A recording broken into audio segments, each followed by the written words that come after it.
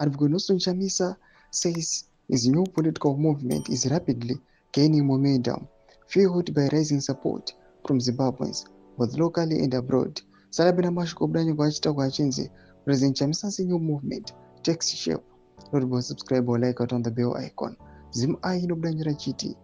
In a statement released on Monday, Chamisa thanked supporters for what he described as overwhelming backing, saying their response has given the initiative fresh energy and direction.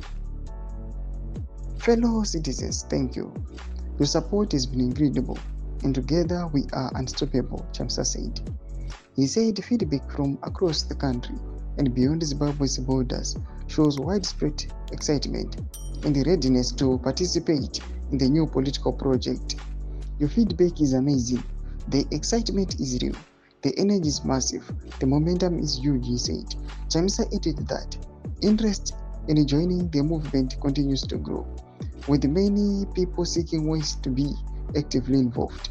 These tremors are phenomenal all across the nation, and in the diaspora, you are asking how you can be part of this, he said. According to Chamisa, organizational structures and engagement platforms have already been established at community level, positioning the movement for wider mobilization. The systems are in place and ready. The platforms are ready and everywhere.